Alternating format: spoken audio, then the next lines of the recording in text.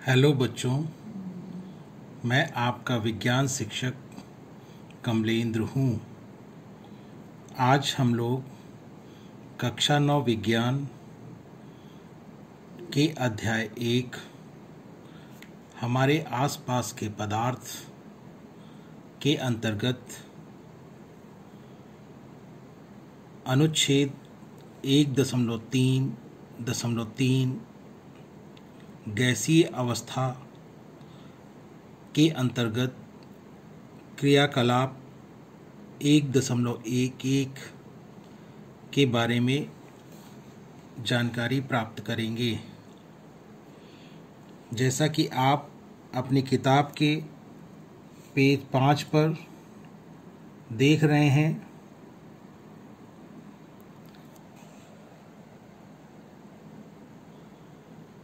जिसमें लिखा है कि हम अक्सर गुब्बारे वाले के पास एक गैस का सिलेंडर देखते हैं, जिसमें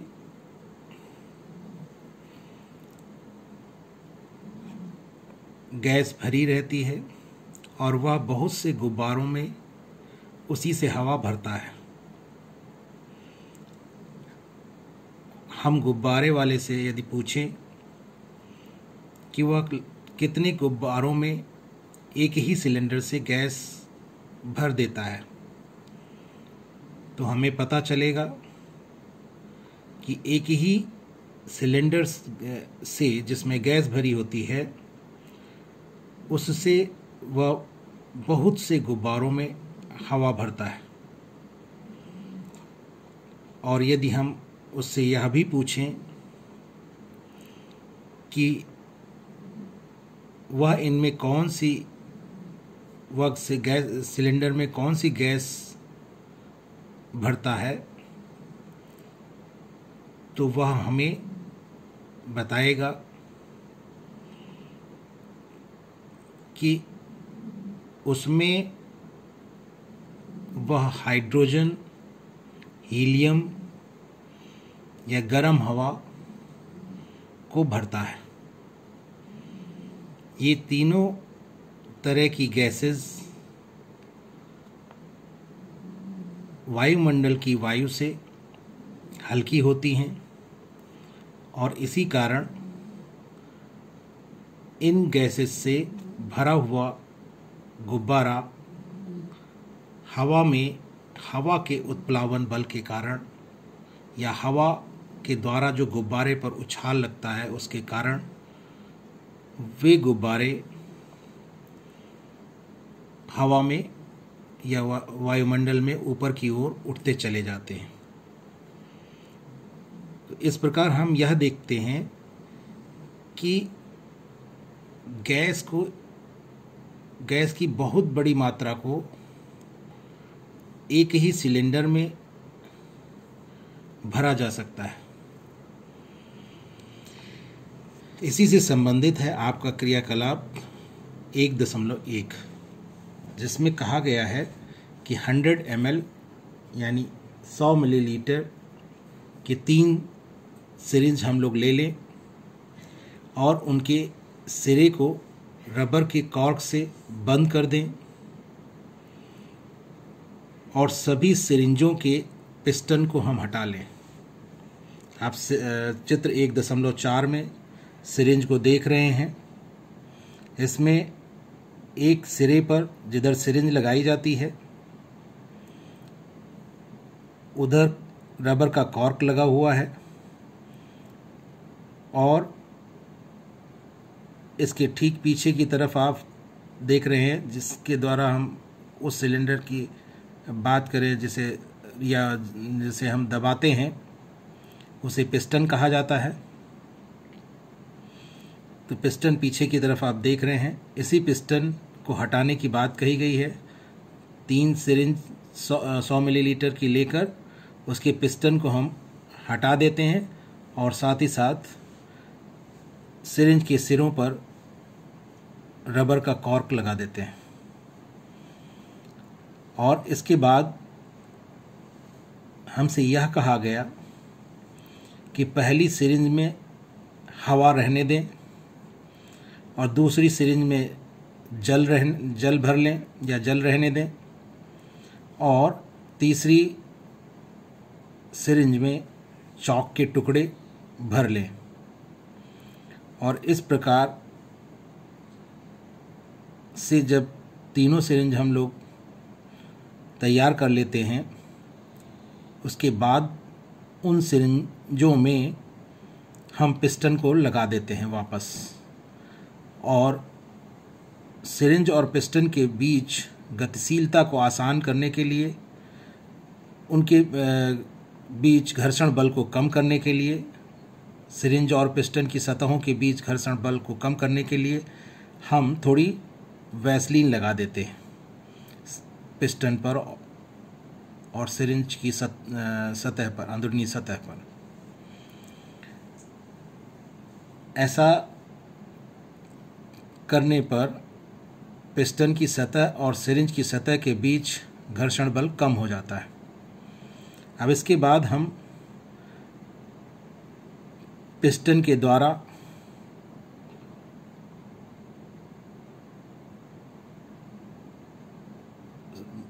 जो सिरिंज में भरी हुई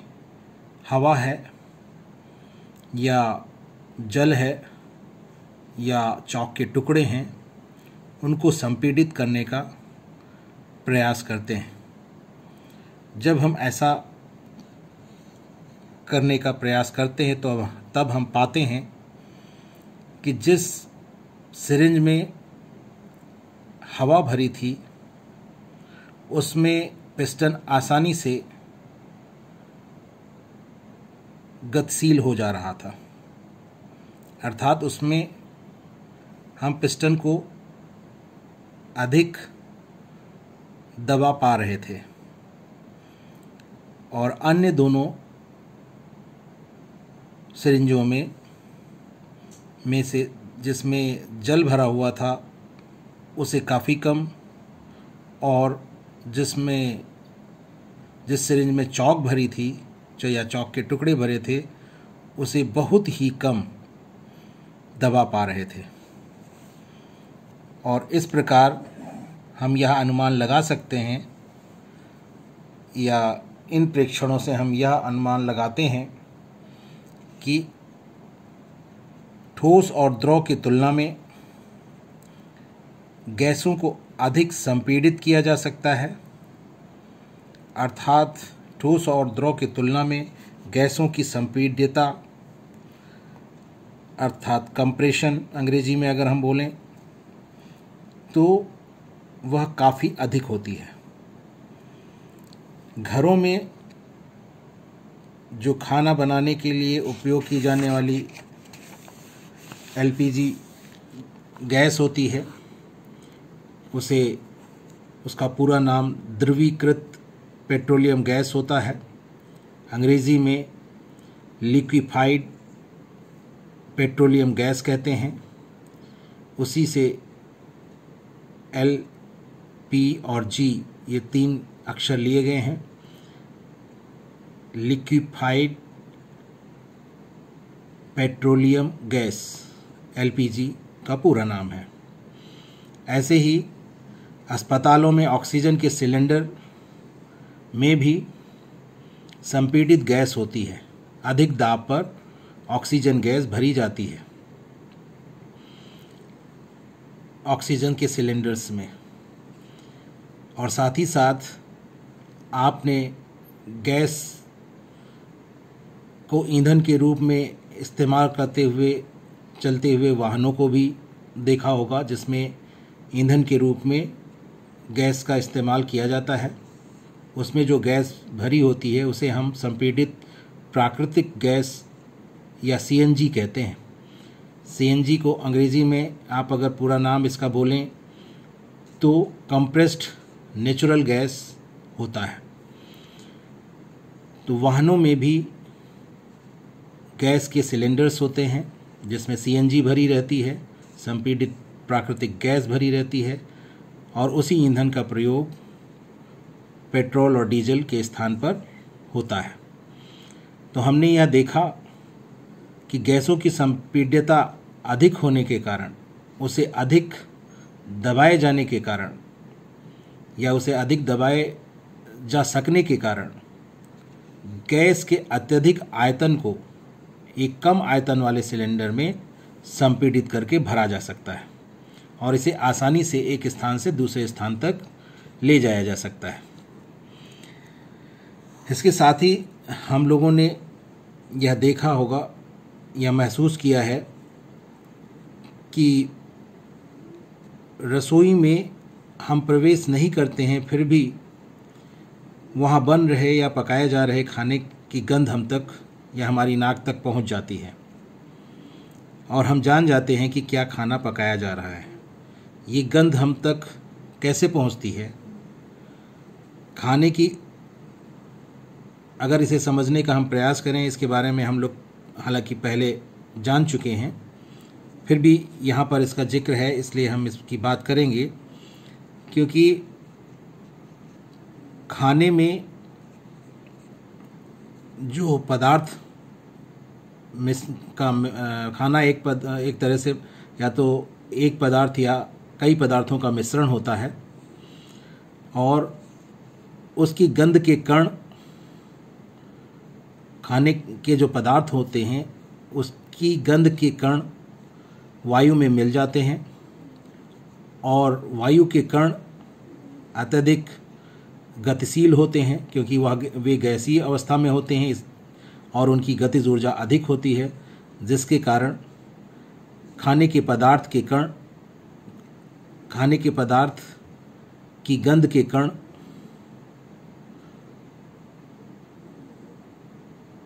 वायु में मिल जाते हैं और वायु के कणों के साथ गति में आकर वह आसपास के क्षेत्र में फैल जाते हैं और इस प्रकार वे रसोई से फैलकर हम तक पहुंच जाते हैं। ये गंध के कण और भी दूर तक जा सकते हैं। हम जानते हैं कि पके हुए गर्म खाने की जो महक होती है वह हमारे पास तक कुछ ही क्षणों में पहुंच जाती है और इस प्रकार हम यह देखते हैं कि गैसों में विसरण की दर अधिक होती है। और ऐसा इसलिए होता है क्योंकि गैसीय अवस्था में जो कण होते हैं, गैसीय अवस्था में पदार्थ के जो कण होते हैं उनकी गतिज ऊर्जा अधिक होती है, साथ ही साथ उनके बीच में रिक्त स्थान भी अत्यधिक होता है और इसी कारण गैसों में गैसों का विसरण बहुत तीव्रता के साथ होता है, जबकि ठोस और द्रव में विसरण की दर गैस की अपेक्षा काफ़ी कम होती है। इसके बाद आप चित्र 1.5 में देख रहे होंगे कि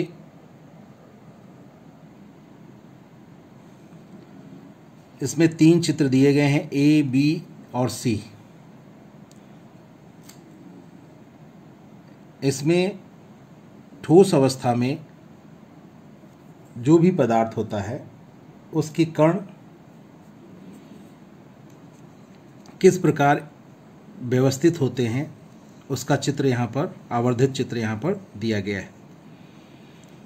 इसमें आप देख रहे हैं कण बहुत ही पास पास हैं और उनके बीच रिक्त स्थान काफ़ी कम है और इस अवस्था में कणों के बीच आकर्षण बल सबसे अधिक होता है,